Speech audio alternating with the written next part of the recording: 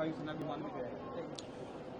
आज केवल हमारे देशवासियों को ही नहीं बल्कि पड़ोसी दुश्मन देशों को भी, उनके नॉन स्टेट एक्टर जो कहते हैं उनको भी और पूरी दुनिया को ये संदेश चला गया है कि ये पुराना भारत नहीं है, ये नया भारत है। एक ऐसा भारत जिसके ऊपर अगर कायराना हमला करोगे, दुस्साहस दिखाओगे तो हम खेद प्रकट नहीं करेंगे, हम घर में घुस के वार करेंगे, चाहे उसके लिए सरहद पार करनी पड़े। दुनिया के किसी भी कोने में हम पाताल तक भी ढूंढ के निकालेंगे जिन्होंने भारत के ऊपर दुस्साहस करा है। ये नया भारत है और इस नए भारत की ताकत प्रधानमंत्री मोदी जी को, देश की सेनाओं को मैं धन्यवाद देता हूं, अर्धसैनिक बलों को मैं धन्यवाद देता हूं और देश के नागरिकों को भी मैं धन्यवाद देता हूं, क्योंकि आप सब ताकत है।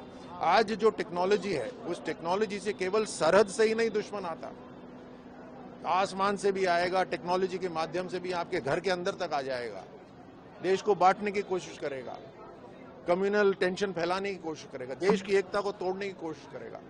इसीलिए आप सब सैनिक हैं और इसीलिए हम सबको अपना रोल प्ले करना है।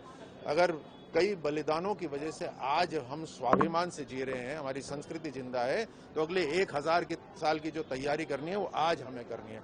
कुछ समय देश के लिए जरूर निकालिए, मेरा यही आग्रह है। और प्रधानमंत्री मोदी जी ने मैं बार बार इसी को देश के नाम जो संदेश दिया उसमें भी यही कहा।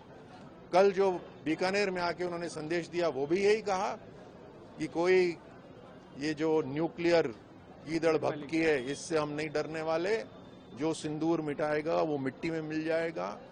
और बिल्कुल स्पष्ट कर दिया कि टॉक्स अगर होगी तो केवल पीओके के ऊपर होगी। इतना क्लैरिटी आज तक किसी लीडर में नहीं थी और ये हमारे लिए संदेश है कि हमारी क्या दिशा होना चाहिए।